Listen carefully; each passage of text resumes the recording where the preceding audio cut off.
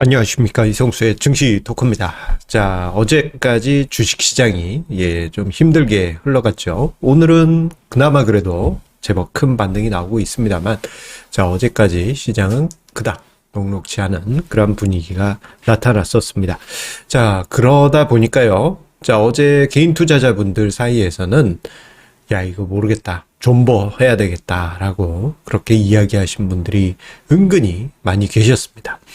자, 이거는 뭐 시장 전체에 대해서도 이제 그렇게 생각하실 수도 있겠지만, 또 한편으로는 보통 존버한다, 이런 이야기가 나올 때는 개별 주식에서 정말 큰 손실이 발생했을 때 그런 이야기를 하신 경우가 많이 있습니다. 그런데 저는 이러한 이야기를 또 한편으론 드리고 싶어요. 주식 투자에서 과연 존버가 답이겠느냐? 이 점에 대해서 통계적인 증거를 제시를 해드리면서 오늘 증시토크 이야기를 드리겠습니다. 구독, 좋아요 버튼과 함께 증시토크 힘차게 시작하도록 하겠습니다. 자, 존버라는 단어. 이제는 투자를 하는 사람들 사이에서는 표준 명사화 되어 있죠. 그런데 이 어원이 그닥 그렇게 아름답지는 않습니다. 권장할 만한 건 아니에요. 권장할 만한 단어는 아닙니다.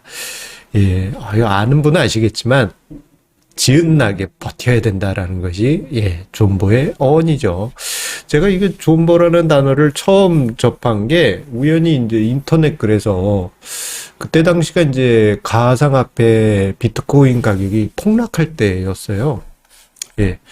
그때 이제 뭐 존버 정신 하면서 나오길래 이게 존버가 뭐지? 이게 신조어였으니까요, 그때 당시엔. 그래서 이게 무슨 뭐 미국 사람 뭐 존 버라는 사람이 어떤 뭐 버티는 정신인가 뭐 이런 건 줄 알았는데 그게 아니었더라고요.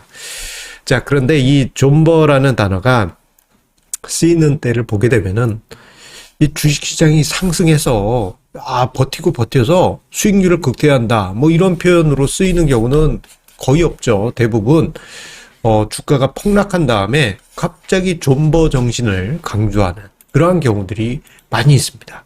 그런데 이게 너무 편하게 쓰이다 보니까 존버가 무슨 정석 투자의 아주 중요한 철학인 것처럼 그렇게 인지되고 있는 것이 지금의 분위기가 아닐까 싶습니다. 자, 그런데요, 만약에 어떤 체계적인 전략이 있고 그리고 어떤 나름의 계획이 있는 상황에서 존버를 한다면은 수익을 만들 수 있을 가능성은 높습니다.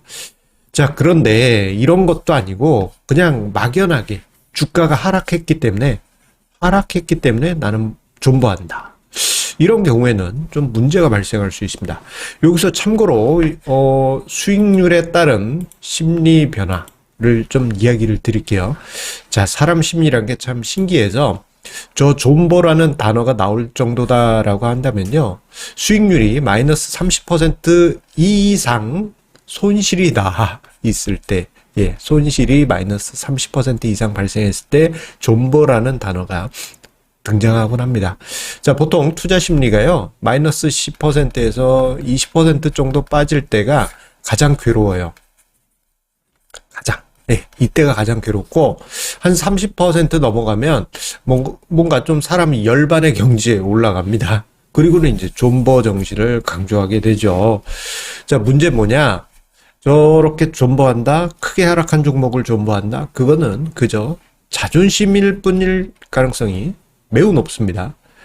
만약에 이게 어떤 체계적인 전략이 있고 계획이 있는 하에서 버틴다면 뭐 수익으로 돌아설 확률이 높습니다. 하지만 그저 자존심 때문에 버텨야 되겠다, 나는 손해보고 못 팔아, 이런 마인드로 버티기만 할 경우에는 오히려 수익률에는 긍정적인 영향이 아니고 오히려 나쁜 영향을 줄 가능성이 높습니다. 특히 문제가 발생해서 그 주가가 하락한 종목들이 있잖아요. 뭐 재무적인 리스크, 어떤 뭐 불미스러운 상황, 그걸로 인해서 주가가 폭락했다. 뭐 장기 투자하면 수익 본다며, 버틸 거야, 이렇게 생각하신 분들이 있는데, 특히 문제가 발생한 종목 같은 경우에는 이렇게 쭉 빠졌다가 한번 페이크 반등이 나옵니다. 제법 크게. 그러고 난 다음에 역시 존버 정신이야. 하지만 그 다음에는 완전히 나락으로 꺼져서 상장 폐지되는 경우가 다수합니다. 그런데 이러한 악습을 선배 개인 투자자들이 과거엔 나는 손해보고는 못 판다. 못 판다. 예. 아이고, 이거 오타가 있었네요. 못 판다. 예. 그러면서 심지어는 내가 이 손해본 주식 내 자식놈에게 물려줄 거야. 자식에게 물려줄 거야. 이렇게 이야기하신 분들이 많이 계셨죠. 결과는 정말 힘든 상황을 많이들 경험을 하셨습니다.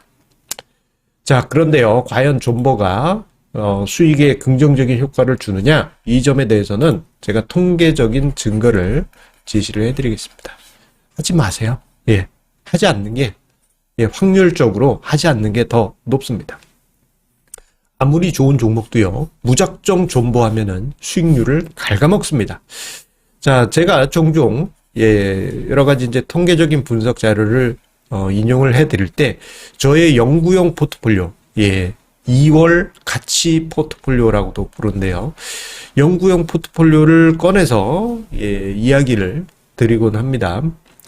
자, 이 연구용 포트폴리오는 이제 매년 2월에 포트폴리오를 뽑아가지고요. 1년에 한 번씩 포트폴리오를 변경합니다. 예. 이게 이제 단순하게 요즘 그 퀀트 관련한 책들 많이 나오잖아요. 거기에서 뭐 백테스팅을 해봤더니 좋았어요. 따봉.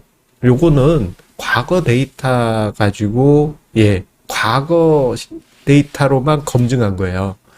요거는 이제 조금 모순이 있을 수 있습니다. 실전 데이터 검증이 필요한 거예요. 저의 2월 가치 포트폴리오 같은 경우에는 매년 2월 말에 종목을 뽑아서 검증, 또 2월 말에 뽑아서 검증. 요게 이제 매년 반복이 되는 겁니다.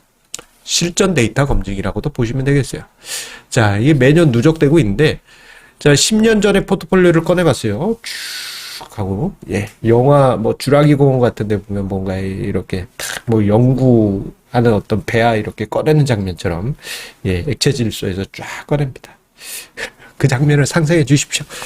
자, 10년 전 거를 딱 끄집어내 봤는데, 뭔가 이상해. 이빨이 슉슉 빠져 있습니다. 야, 이거 뭐냐? 얘는 있네요. 심지어는 거래 정지된 애들이 있더라고요. 분명 그때 당시만 하더라도 그닥 나쁜 종목은 아닌데 라고 뽑았던 종목들이에요. 싸고 나름대로 문제 없지 않을까 하고 뽑았는데 이빨이 쏙쏙 빠져 있습니다.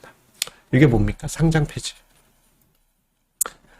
그 중에 하나는 다른 회사에 합병된 경우도 있지만 상장 폐지예요. 불미스러운 일로. 예를 들어서 다함 이택. 그때 당시엔 그런 대로 한번 버텨볼 만한 싼 종목이었는데 역사 속으로 사라졌어요. 상장 폐지됐습니다. 그리고 여기 정지되어 있는 거, 핑크빛으로 정지되어 있는 거, 이게 좋은 사람들. 그때 당시는 나쁘지 않았어요. 2012년. 그랬습니다. 자, 그런데 저 전략을 원래 규칙대로 1년에 한 번씩 바꿨을 경우에는요, 그 성과가 플러스 192.5% 성과를 만든 것으로 나옵니다. 10년 동안 짭조름하죠. 자, 그런데 이 10년 전 포트폴리오를 그냥 무작정 홀딩하면 어떻게 됐냐? 수익률이 나쁜 건 아닙니다. 135%. 자, 그런데 이 부분에서 중요한 부분이 있어요. 자, 1년에 한 번씩 원래대로, 규칙대로, 원래 예정대로 했다면 192% 넘게 수익을 만들 것을 무작정 홀딩한 경우에는 135%로 수익이 훅 꺾입니다. 얼마 차이 나느냐? 자, 마이너스 57.5%포인트 차이예요. 이거 엄청나지 않습니까? 자, 물론 존버를 하면은 수익으로 전환되는 경우도 있죠. 이렇게 훅 꺼졌다가 다시 올라와서 따봉 이렇게 될 수도 있지만, 자, 확률적으로 봤을 때, 통계적으로 봤을 때 이미 꺼진 어떤 질이 떨어진 종목, 특히 질이 떨어지거나 나쁜 이슈가 있는 종목을 무작정 들고 있을 경우 오히려 나쁘게 끝난 경우가 많아서 장기적인 성과를 갉아먹었다라는 것을 이 자료를 통해서 여러분들 보실 수가 있습니다. 자, 하지만 실제 투자에서는 이 자존심 내세우신 분들 정말 많습니다. 제 수많은 개인 투자자분들, 지인, 친구들, 뭐 친구, 부모님 등등 다 만나봤지만 꼭 꺼내는 이야기가 적어요. 나는 손해보고 못한다. 못 판다. 내 사전엔 손해란 없다. 뭐지? 그러면서 맨날 반토막이야. 예. 자, 하나하나 보도록 할게요. 자, 오히려 손해가 본 상황 같은 경우에는 보통 주식시장이 크게 하락한 이유가 많습니다.